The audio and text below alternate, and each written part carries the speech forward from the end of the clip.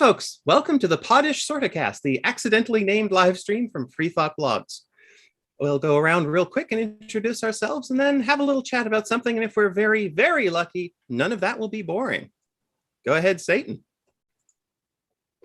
Hello, my name is the Great American Satan. I run the blog freethoughtblogs.com/GAS. Does not stand for gasoline.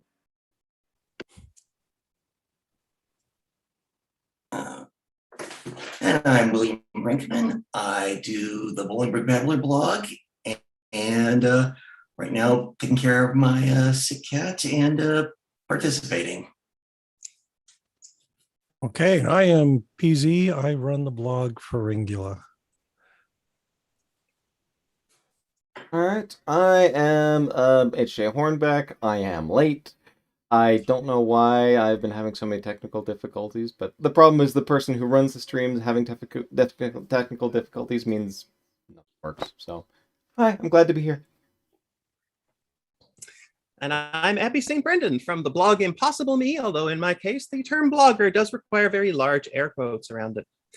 So today, I thought it would be nice to do what atheists are supposed to do, at least according to religionists, and takes a suggestion from Satan, who said that it would be a good idea to discuss how important feminism is in the modern world, and possibly what to do about the people who are trying to damage it. I expect you've got a few things to say, so why not take it away, Satan? All right, so, well, feminism, obviously a hugely important issue, and it's really easy to not notice that when you're not the person that's most directly affected by that type of oppression. My day-to-day life, a very masculine presenting, not oppressed in that particular way. And for most of my life, I was capable of being very blithe about it. Along comes Elevator Gate, and it makes it very clear that a lot of people hate women an awful lot, whether they recognize that that's hate or they don't necessarily understand that about themselves. So we had the big fallout. A lot of people that didn't notice that so many of us had that problem on one side of the rift, the rest of us on the other. And that's where atheism was at. Flash forward a bit here, and at some point, feminism started to become poisoned very badly by transphobia, to the point where most of the people that were talking about feminism still were doing so through a frame of biological essentialism and saying only these people are women and only these people are not, and all sorts of damaging and messed up ideas. So it got to the point where, I don't know if this is true for myself, I don't know how much for other people, that basically I very rarely reblogged feminist content on my social media anymore, because it was a homework project to tell whether or not the feminist in question was a TERF, was, a trans misogynist, or otherwise, intellectually compromised. I didn't want to boost somebody who was saying, even if they were saying good things, but they were coming from a bad place and it was going to lead somebody over to them, I didn't want to reblog them. So just for the sake of not promoting TERFs, I reduce the amount of feminism I was promoting on social media. And that's potentially a big problem. We end up now today, we have a massive crisis for reproductive rights, for protecting people that have uteruses and such from trouble. And it's clearly a feminist issue. The oppression in question is driven by misogyny. And what can we do to adequately address this when feminist discourse is pretty heavily damaged right now by where it's been? That's what I'm saying. Seems like this version all comes down to things like, what's the right way to be a woman? People seem to have some feelings about that sort of thing. Except your proper intersectional feminism says there is no right way. It's everyone is what they are and should all be supported. Indeed. Yeah, I mean, as I think I mentioned during our last stream, what actually sort of drove me to the movement, in fact, was this sort of feminist falling down. That, okay, we need people to sort of step up and start educating others on feminism and, what it means, what it stands for, how it can actually benefit you. So I do understand people having to sort of step back and all that because of feminist attacks, but I mean, at this point, basically all I really want to blog about is feminist topics because I think that's where the need is within the movement. We need to be, just as vocal as we were before on these topics, both because there are asshats pushing back against us within the movement itself. But on top of that, the religious people have not stopped in their push against feminism as well, and we've still got to carry on with that. So the need is still definitely there, and I hope I hope that we're not discouraged from the fight simply because these asshats are still pushing back on it, and the movement for some reason still does not seem to learn this things. I mean, it's all become so much more than feminism proper anyway. I mean, as soon as you introduce intersectionality, which, I mean, I'm very much on board of, my feminism will be intersectional or it will be bullshit. As soon as you've done that, it's no longer just feminism. The concept of patriarchy there, it's like all of the privileged classes, all of the axes of oppression versus all kinds of minorities, all kinds of people who must be lifted up. Like to do it right, it can't be just solely about women proper. It's also got to be about Black people because there are Black women, and disabled people because there are disabled women, and everything else. I think that's kind of been a weird solidification that's happened over the course of the last 10 years or so, that in most, maybe I'm talking out of my ass here, but it seems like in most environments online, and I think it almost started with the atheo-skeptic sphere, everything sort of went into these two big blocks surrounded by misogyny versus not misogyny, but then it became everything else too. Does that seem like that to the rest of you? I would say that it first erupted in the skeptical atheist community, but I think the underlying misogyny was there on the internet and within, as well as the skeptical movement. It's just, that was the first eruption. That's my observation. And then it pretty much kept going, and then you finally had Gamergate, and that's when it really took off. I think that's worth pointing out there, the timeline of it. In a way, it does seem like it started with us, which is weird considering that it doesn't feel like we're that influential. But Elevator Gate was the spiritual predecessor of Gamergate, had a lot of overlap with it, and yeah, that was all us, baby. But I think even in progressive spaces, there's still an awful lot of latent misogyny, and people are not examining their own biases. And this is one reason why I particularly think that feminism of of any flavor is just like it's crucial, and it's never stopped being crucial. And it's really funny to me to watch, like well, in a terrible way, to watch peoples that are using social justice language, being progressive, reblogging all the usual stuff, and yet consistently somehow, when they're talking about fiction, disliking the same characters, which are always the female characters, or like when they're talking about politicians, being very quick to jump to hating on the women more. They become the lightning rod for any kind of dislike, and then they'll just like come up with in post hoc any kind of social justice verbiage or whatever to like try and justify that people just reflexively dislike women, and a lot of women reflexively dislike women. And I don't know how there could be this much misogyny in the world, and people are still acting like feminism is done, like we don't need that anymore, or oh, it's just irrevocably tainted, let's reach for a different word or whatever. if as long as misogyny is so fundamental and pervasive of an aspect of our society, we need to have some kind of tool for addressing it. That's if feminism isn't that, I don't know what is. Yeah, well, I think also another factor here is that so much of the misogyny is cloaked and hidden and tucked away.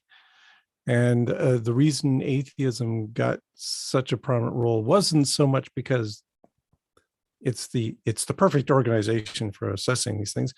It's simply that they happen to be in the right place at the wrong time, or the wrong place at the right time, or whatever. I'm thinking, for instance, of David Silverman. Oh, David Silverman. Such a disappointment, because I remember when David Silverman came out and he spoke all the words, right? He said all the nice things about how feminism is important and intersectionality is important.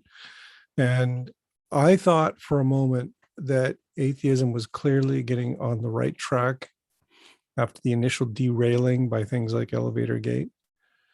But it turned out it was all a sham. That here's this guy was promoting CPAC, for instance, and pushing very conservative ideas, but just mumbling out the words and fooling some of us gullible people into thinking it meant something really real.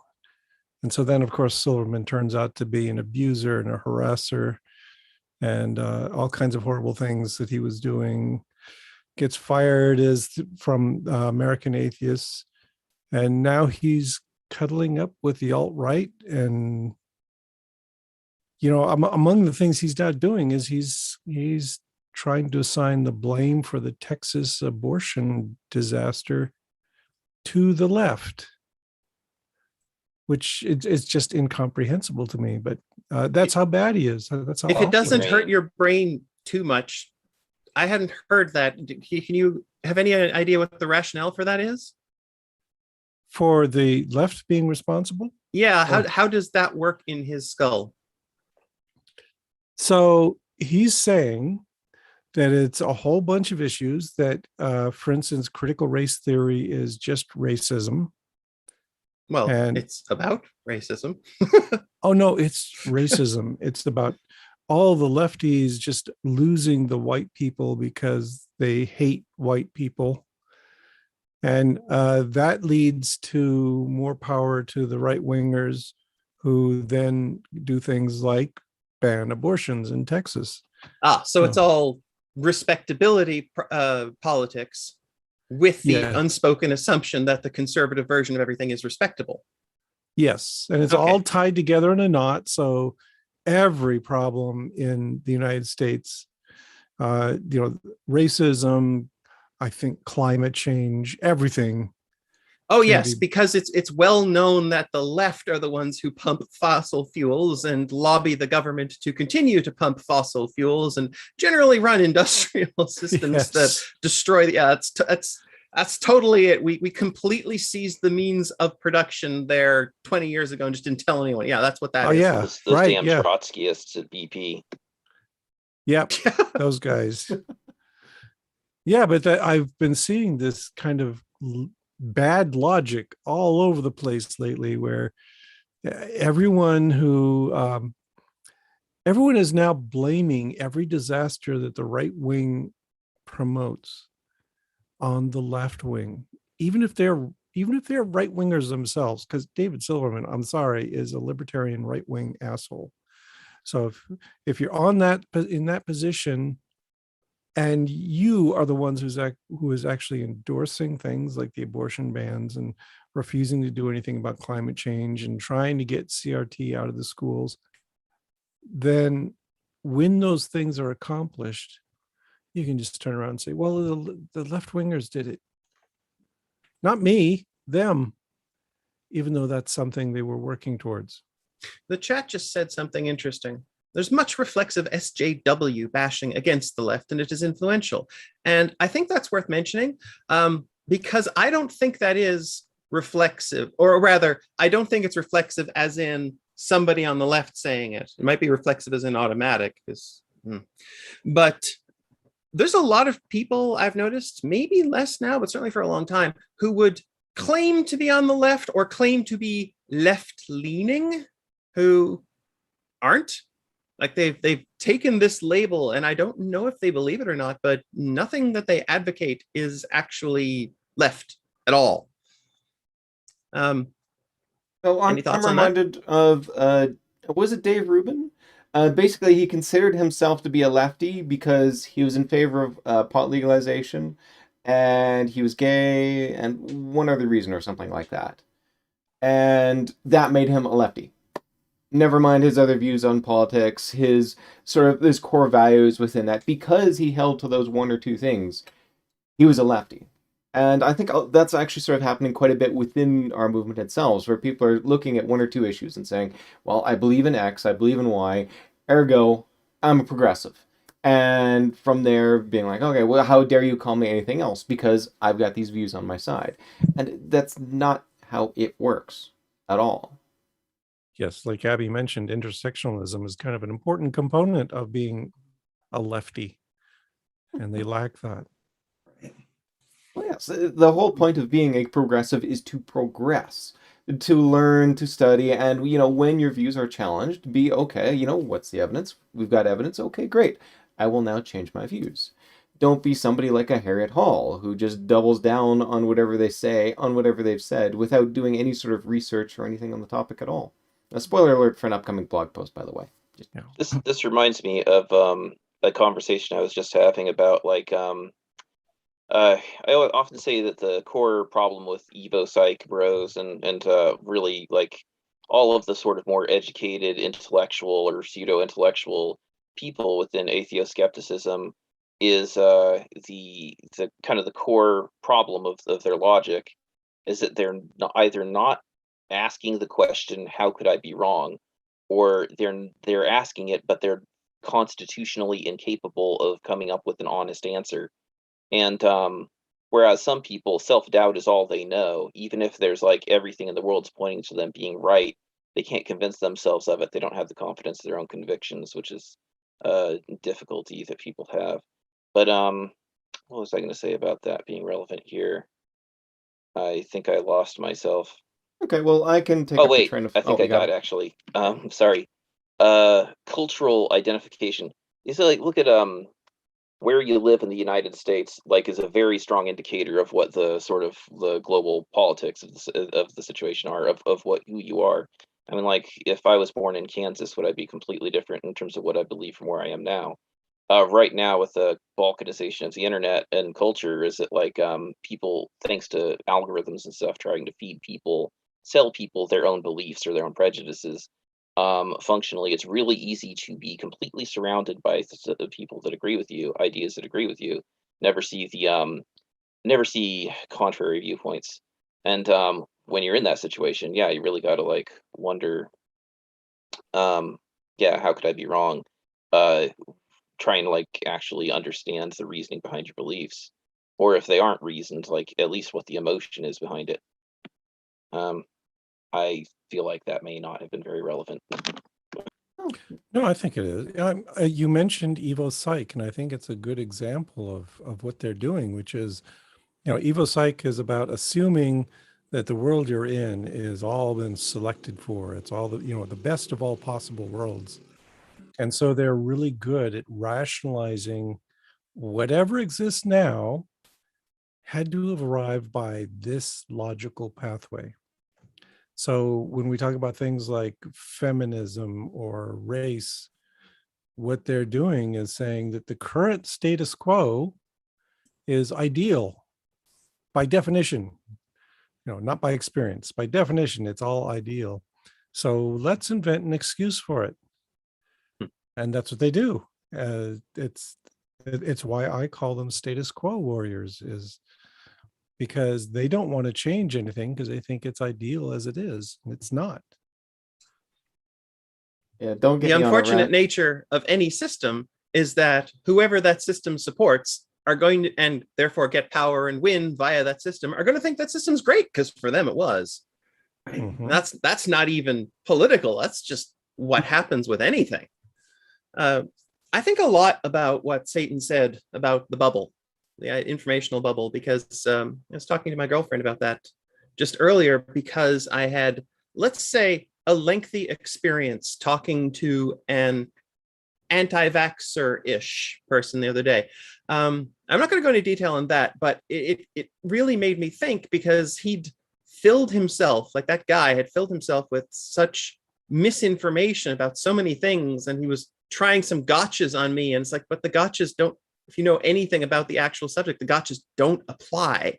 Like you can't have long-term side effects from RNA, right? Because it doesn't last more than a couple of weeks. It's at most. I'm probably really exaggerating how long that stuff can work. But it made me, it's something that's crossed my mind from time to time to worry, am I getting outside my bubble enough? So I do try.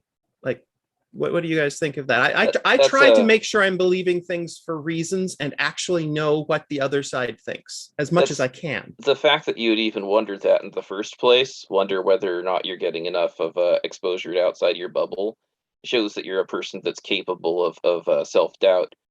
Some people are crippled by self-doubt. It's good to have at least some of it, though, because it's pretty clear, pretty obvious when you're looking at that side, what happens when you have none.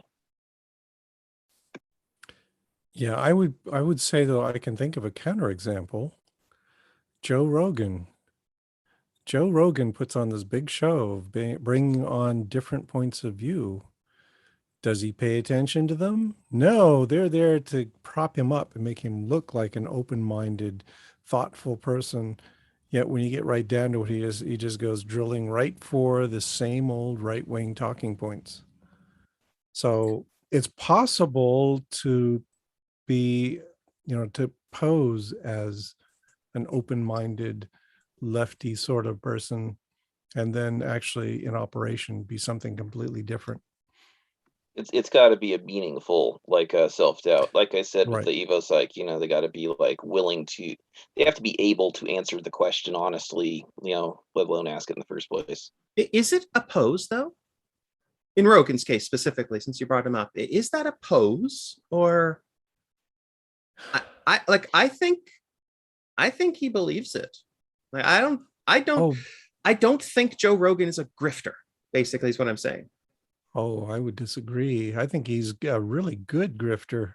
Oh, maybe. I know what you're talking about. It's okay, not a hypocrite then. I think. Yeah, it's really hard to tell if somebody is sincere in their beliefs or not, especially if part of their persona is to put on this mask of reasonableness. And I think Joe Rogan does that really well. He pretends he's a good actor as far as that goes. But is he, what does he think deep down? I think that I mean, if he's honest, then basically he's just like in one ear and out the other, and anything that like doesn't agree with his prejudices, is just slides right over his brain, and you could just like watch it happen in real time if the people he's bringing on for the alternate viewpoint are I mean, he's not listening. Like, I'm not claiming that. I'm just saying I always get the impression that he believes he's being open-minded. He isn't aware that he is the biggest gateway to the alt-right that's out there. He isn't aware that he is a source of damage. I would agree. Yeah, that it's possible to believe that you're open-minded while not really being open-minded. I think there's a very convenient tell for who is absolutely a hypocrite and a grifter, which is whether or not they're selling like weird dietary supplements. Well, I put it to you that most of the right wing is, if only they're trying to get everyone to eat shit. Yeah. Best joke, you win. Oh, you haven't been in a lot of these, have you? True. Well, that kind of ties in quickly to what you were saying earlier about the TERFs as well, because I would suggest that is an entire movement, a large chunk of which are sincere, who genuinely believe that they are in some way leftist or fighting the good fight, and they are absolutely in bed with the conservative right up to the point of being funded by them. Mm-hmm. Yes, I have actually blogged on it and showed some of those connections. So sorry for jumping on you there, Brinkman, but I did want to bring that up. That's fine. Well, we thought you might want to say something then after that, but that's our fault. Never mind. I think he I just accidentally lost- muted himself there. Go ahead, Brinkman. We haven't heard from you that much on this discussion. Okay. Turfs I'm still learning about, but I guess the general impression is they see themselves as leftists because it's like, oh, it's the men coming in, and then they like making alliances to fight this fight, regardless of their motives. It's kind of like reminds you of The Handmaid's Tale, where the feminists were aligning with the right wing against pornography, but little knowing that they were actually contributing their own undermining. So that's what comes to mind. Yeah, well, and there's, I mean, evidence of this too. Like, if, I'm gonna call her Darth Vader because you don't need to hear her name. But she actually did like a series of tweets and then eventually a video sort of being like, hey, I kind of dropped out of the movement and all that. And the reason why... Are we talking about Turf Vader who wrote the books about the four houses of Jedi, or is it a different Turf Vader? I think a different Turf Vader. Sadly, I'm not Okay. familiar with her written works. But... Oh, well, then it's definitely not the one I'm thinking of. That's all she's known for. Okay, fair enough. Okay, but yes, she had sort of a series of posts where she's like, hey, I kind of know that there's a lot of crossover between these religious right people and, the TERFs, the people I agree with and all that.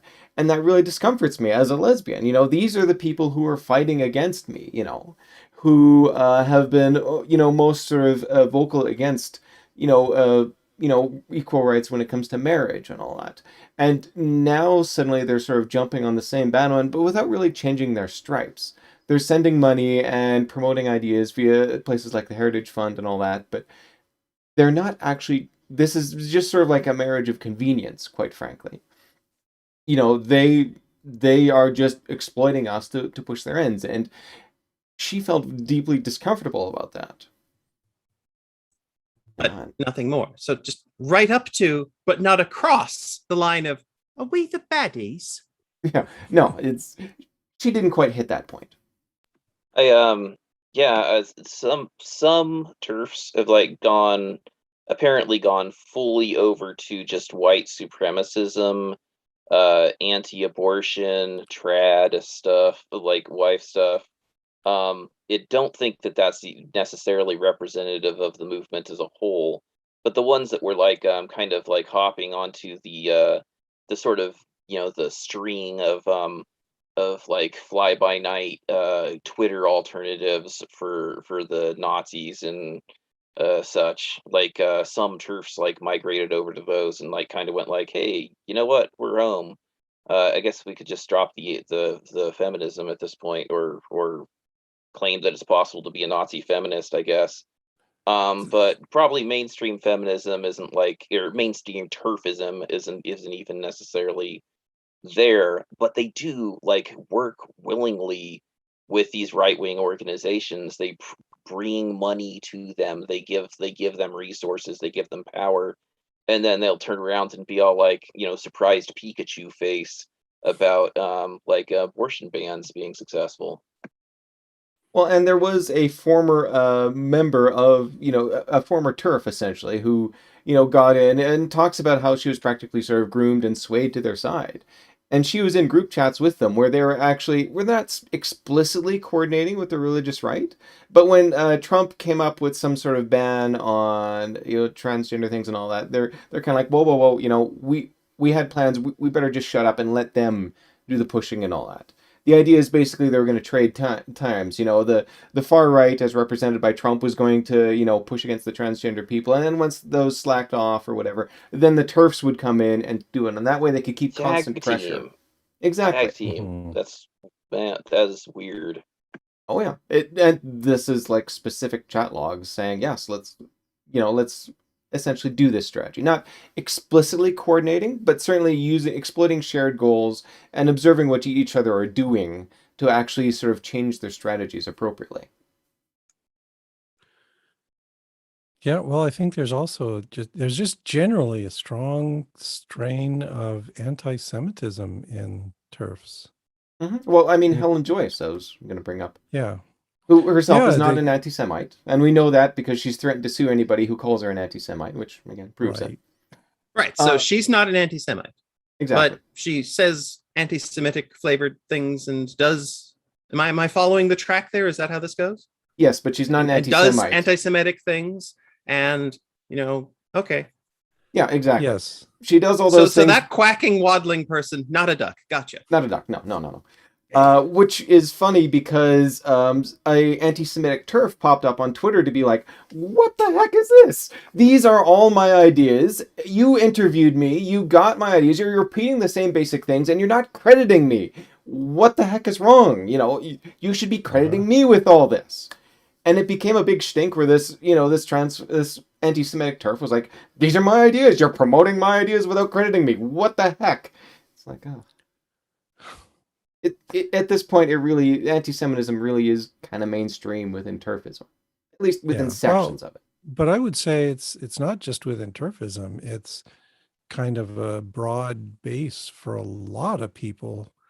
That is, everyone who talks about the Frankfurt School, for instance, that's just a buzzword for anti-Semitism, or saying that George Soros is funding everything. That's driven by anti-Semitism, because George Soros has not sent me a single darn penny. So that's nonsense.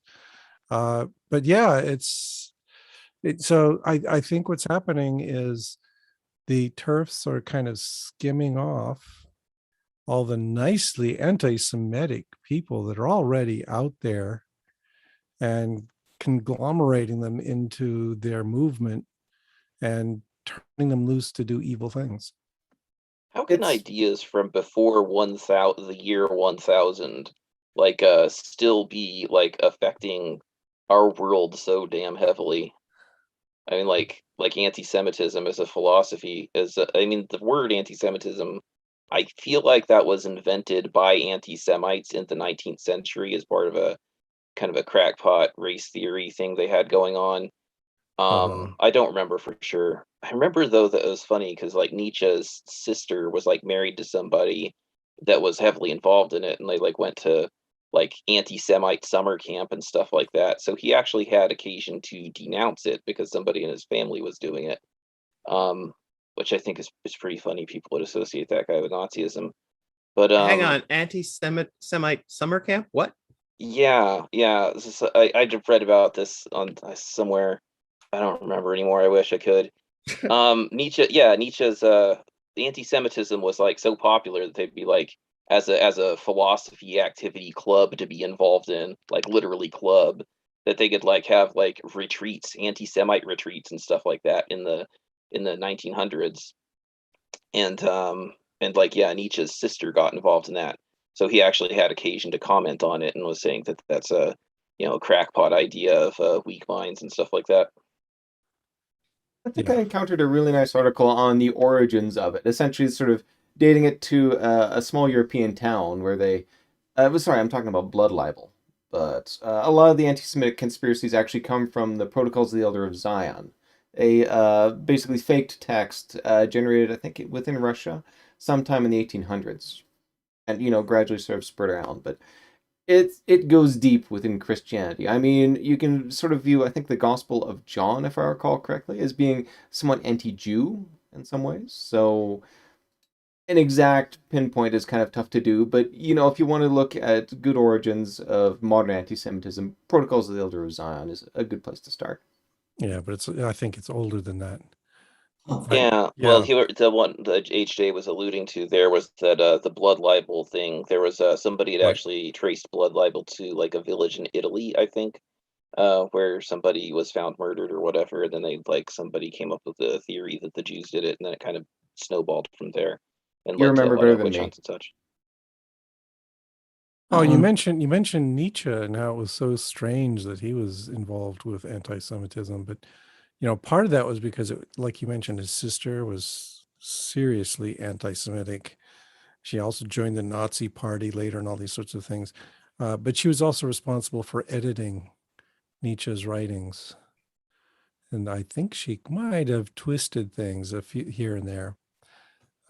Yeah, Nietzsche himself broke with his sister and also with Wagner, who was pushing these anti-Semitic ideas.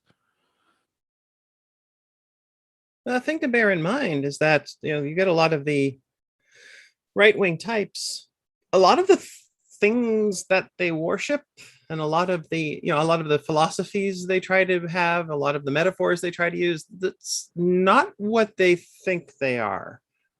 Nietzsche was not a Nazi or a proto-Nazi. Like, that wasn't his deal at all. And don't even get me started on the red pill. Freaking Wachowskis, and no, that's not what any of that means. If you want to take the red pill, go ahead. It's estrogen. I liked the John Carpenter having to specifically get on Twitter and say that They Live is not food for your anti-Semitism, Oh, right. jackasses. Yeah. They'll steal everything. And a specific example of that recently, although it wasn't the Nazi types per se, was the recent, and I think I can safely say, very failed attempt to claim Terry Pratchett on the part of the TERFs, which was just, that confuses me. And the main reason it confuses me is it was such an obviously not going to work thing, an obviously bad idea. Which of them came up with that? Like, who started that and they didn't have a buddy saying, that's not going to work. And yeah. I wonder if it's just because they so axiomatically cannot imagine a world in which they're wrong that they figure anyone who's prominent and hasn't explicitly declared for the enemy must be... It's that great silent majority idea. Is it like anybody who hasn't said something must agree with me? Yeah, I think there's also a strain of authoritarianism in there too, that if you can just find the biggest name possible and they say something that supports you, then that means you're correct. And they do this all the time. That authoritarianism, they definitely see that whenever anybody's jumping to Richard Dawkins' defense when he's done his latest fiasco of a tweet, like his ridiculous Franz Kafka thing. Is like the people that were most offensive of him in the comments were just like, oh, well, great man must automatically be good. Like, let's give this incredibly foolish thing he said a benefit of a doubt or something. I'm like, we can take somebody's ideas on their face. The authoritarian wants to take the whole and like be reverent to icons and stuff. Sometimes it's not on their face. I mean, Pratchett definitely, if you read any of his book, I mean, how can you come away the impression that he would be on the side of TERFs? But that guy Sean did a great video on that about the Monstrous Regiment video. Yeah. Yes.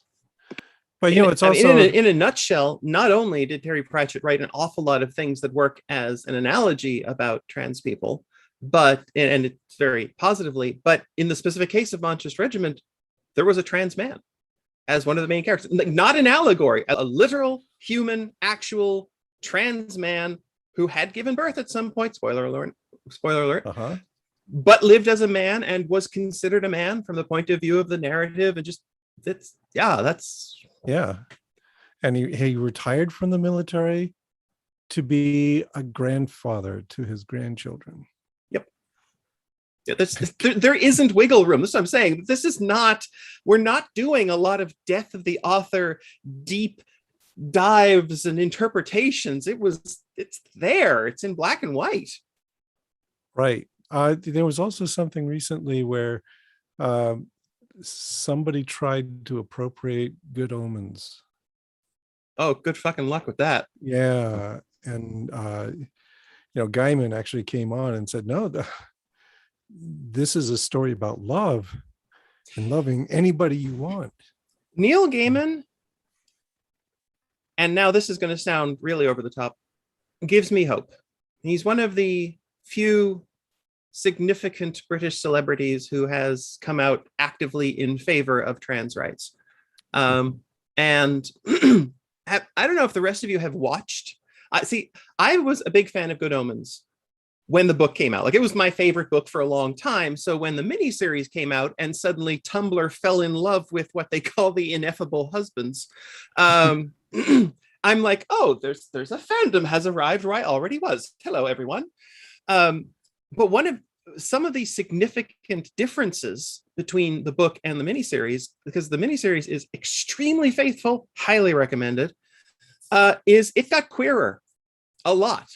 It got significantly more diverse. A lot of characters were cast away from default white man because there was no reason to be white man in those cases. And one of the few things queerer than AJ Crowley in the book is AJ Crowley in the miniseries. And they're just going to turn it up. Like, no, you can't have Good Omens. And again, it's not one of those deep dive things. It's right there. Well, so much of it is basically just throwing stuff at the wall and seeing what works. And since there's enough of them throwing things, it's something will stick eventually. Like, do you know the origin of where the bathroom meme came from? Which one? Well, about transgender people and bathrooms. This actually dates Which to one? That we should block them from bathrooms for whatever reason. Latest version of the standard bathroom. Oh my God, everyone we hate is a sexual predator panic. They said it about gays and lesbians 30 years ago and about black people 40 years ago. Mm-hmm. But the reason why... Well, 30 and 60, but yeah. The reason why actually can be dated to 2016, where I forget which U.S. city was, but they were going to pass, a non-discrimination ordinance, and a local religious right lawyer was, like, oh shoot, we got to find some way to do this, and it was done via plebiscite, the sort of weird way where you vote on people's rights that happens in the States. I don't get it, but you guys do you, whatever. But in this case, they're like, okay, we got to come up with some way to sort of sabotage this bill. And so, the lawyer sat down and was like, wait a minute.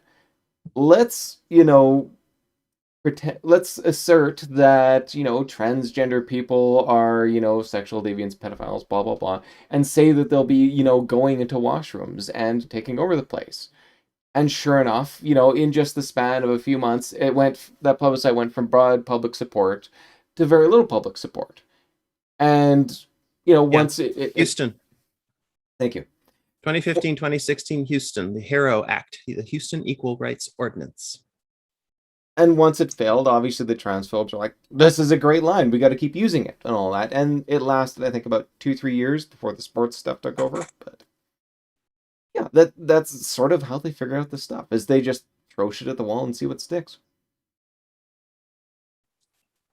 And yet, something I feel is worth mentioning, and I don't see discussed very much, unlike most of the rest of what we just said, is how fundamentally, axiomatically sexist TERFism is. Like, downright to the specific point of essentially the reason that they say trans women are predators and trans men, the poor little dears, are tricked lesbians, comes back to they think the people they consider men have agency and the people they consider women don't. Yeah, straight up. I had a blog post on a lot of dealing with athletics, and essentially, if you look at a lot of the arguments for, excluding trans women specifically, everybody forgets about trans men when it comes to that for some reason. But well, that's because it's not convenient. Mac Beggs is a very nasty argument for them. Oh, yeah. Which is even worse when you think about it, because is it trans women or trans men that are taking testosterone? And aren't the TERFs arguing that testosterone is this magic elixir which somehow gives you like better performance in sports? But only in combination with Y chromosomes. No. The thing is, you've already gone down a mistaken rabbit hole. As soon as you're starting to talk about but that's not how testosterone works. They don't care. Testosterone is the excuse. It's the a posteriori explanation for their assumption that anybody who grew up as a guy or anyone who is born with a dick must be by definition stronger, faster, harder, better, faster, stronger than anybody who didn't. Yeah, and that's actually burnt into their arguments where they assume that, well, we know for a fact that men, cis men have a competitive advantage over cis women. And it's like, wait, what? How does that exactly follow from there? But it's a central premise in their arguments. They are assuming sexism to begin with. And Yeah. you can't get away with Athletes are kind of extreme human beings to begin with. They're outliers in any given respect. So it's like to be an athlete is like, well, it's just a really weird thing to do, especially when you get to the highest levels of it. I So it's certainly like don't do it.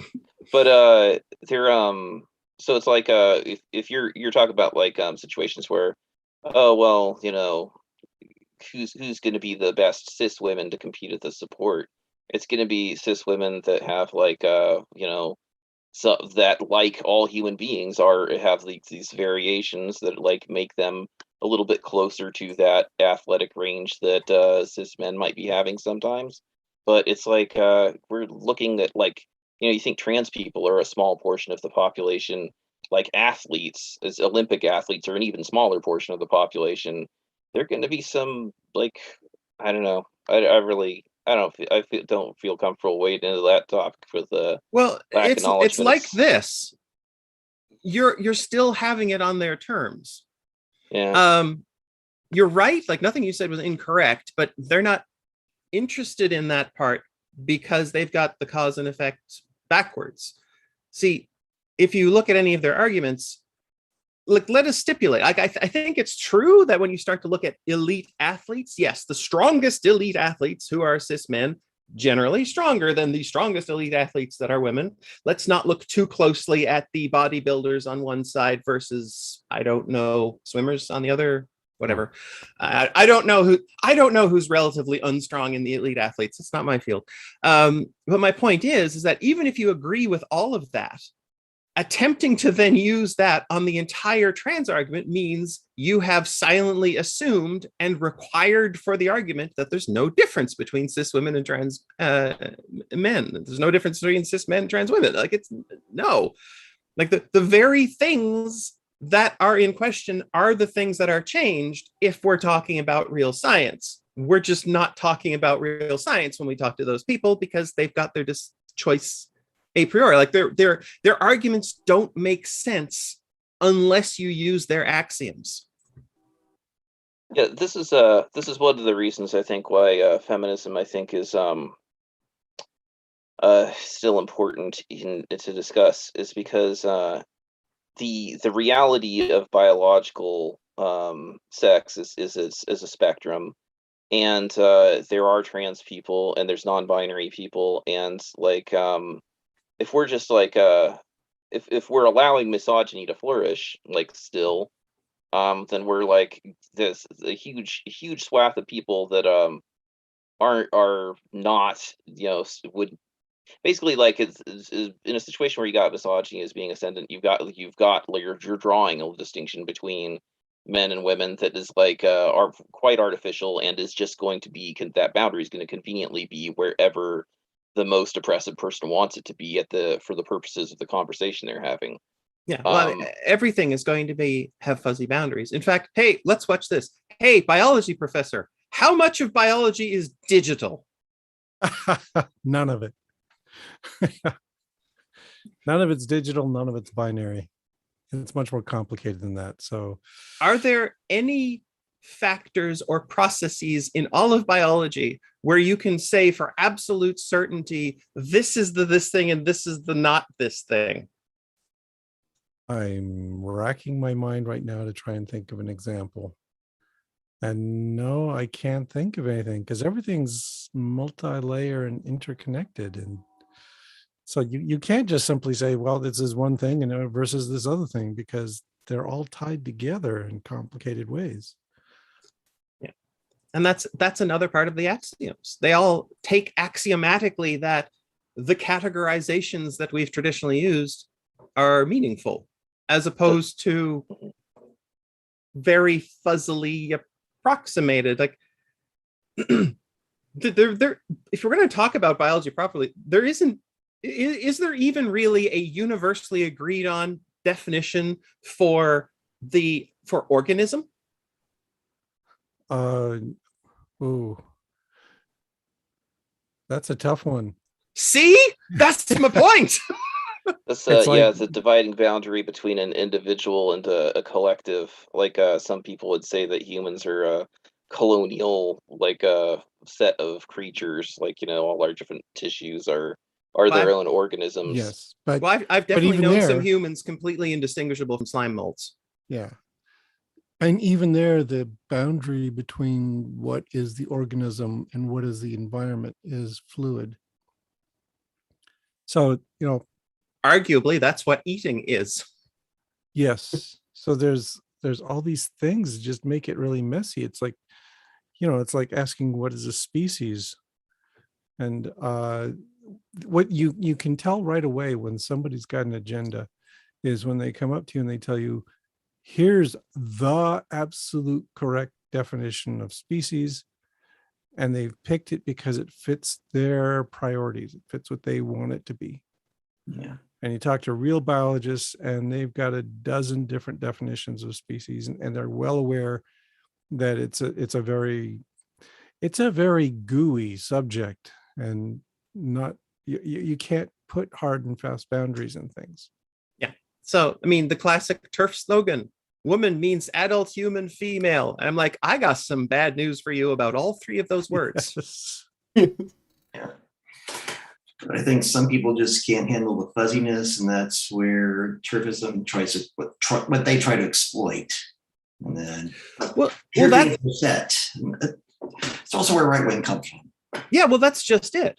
Essentially, as far as I can tell anyway, all right-wing thinking is based on a need to make the world understandable. It's kind of a fear thing, but it means that you have to think that the categories that you understand about things are absolutely true. Like this is what this is. This is what this is. And then when you do that, you can order them. Yes, exactly. And then in authoritarianism, it's like, okay, there's an order and you're at this point and you don't move from that point. Anything that tries to move you to that point is wrong and will lead to anarchy and chaos. And we want that. So static order. I definitely have I think that that when you're trying to like understand your philosophical opposites, your political enemies and stuff like that, being able to understand where they're coming from emotionally can sometimes be helpful. It's pretty easy to project or to alternately like and you see like a lot of projection coming from the right wing. Yeah, I mean, I don't know if I've ever seen a right winger be able to accurately articulate left-wing beliefs, not buy into them, just actually articulate what we think and why. Yeah, that's yeah, there's swimming in it.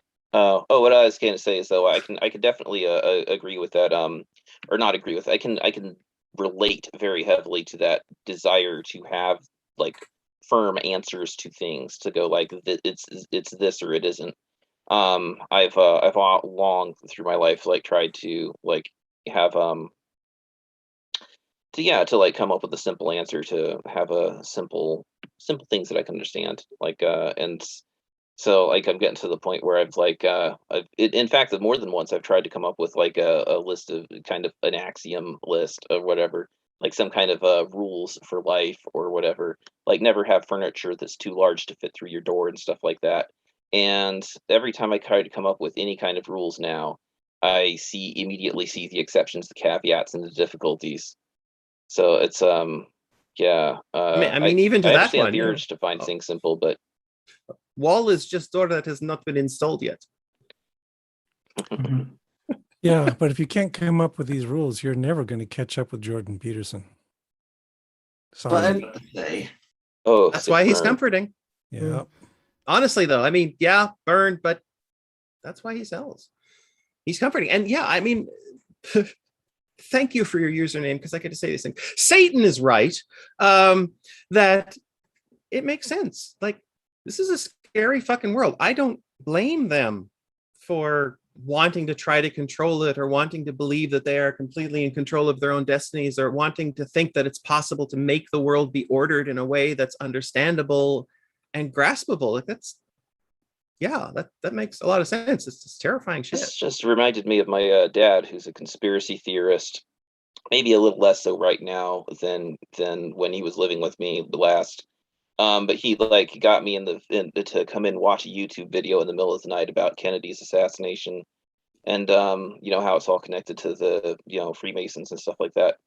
And he feels the idea that there is control that's had, even if it's being had by bad guys, could still be comforting on some level, because if there's a conspiracy, then all you have to do is break the conspiracy, and then you could save the world.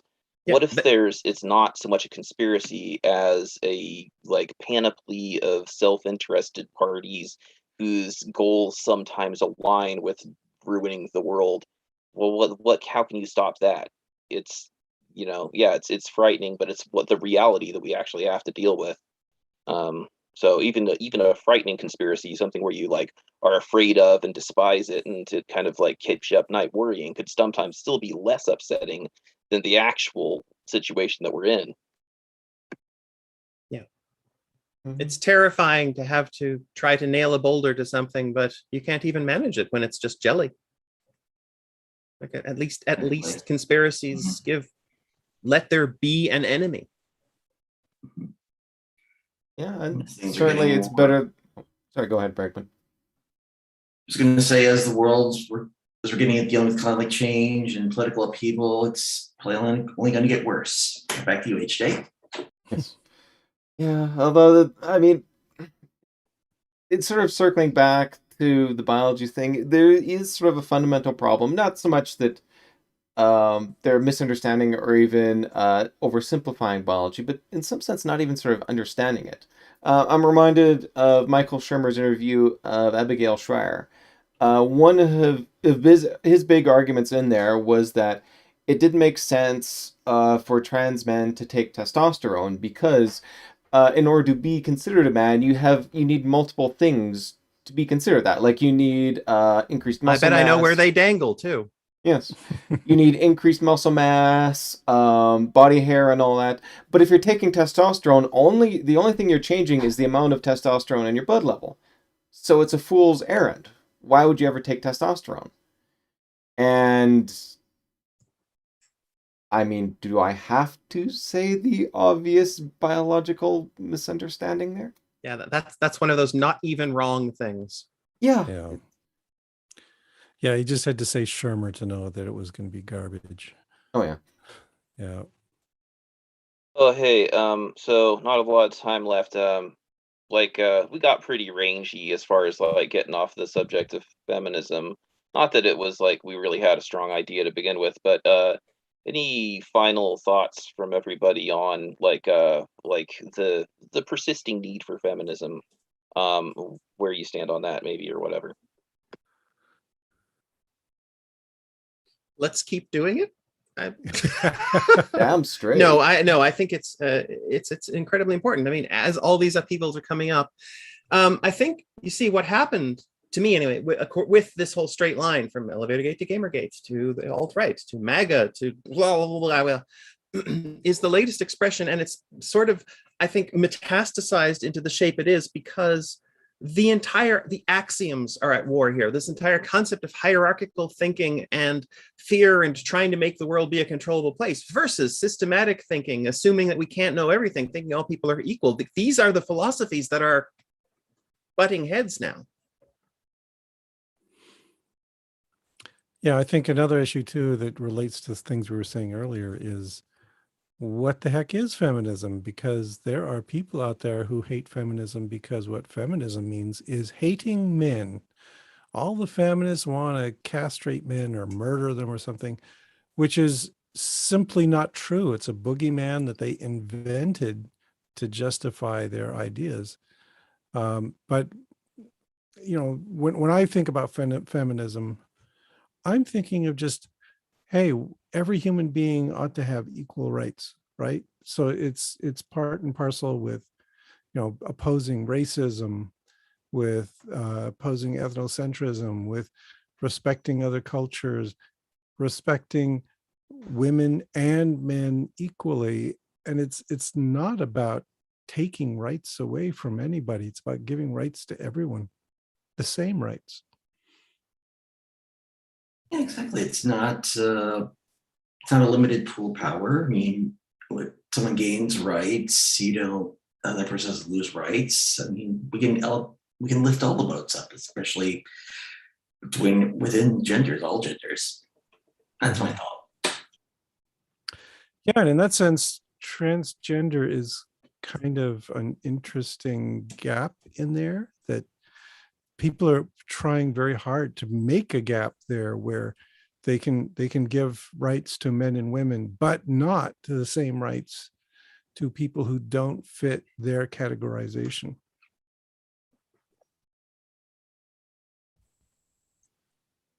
Very true. My contribution on it is, as someone who's actually taken, women's studies courses and all that, one of the first things I was taught within them is that there is no one feminism. There are multiple branches of feminism which constantly are arguing and in dialogue with one another. And if you read feminist tracts, this is a common theme from them, or right from, Mary Wollstonecraft's, Vindication of the Rights of Women, and Simone de Beauvoir's The Second Sex. You find a very heady sort of debate within, what exactly a woman is and what exactly that category means. They have been analyzing these issues for a very long time. And if we turn our backs on that and ignore it, we ignore that analysis. There may be some great analytical techniques that, the feminist collective has discovered. Certainly it's been a very effective activist movement. And you would think atheism as an activism movement, or skepticism as an activism movement, would take, full advantage of that. I mean, Gandhi looked to feminists when he wanted to sort of figure out his nonviolence.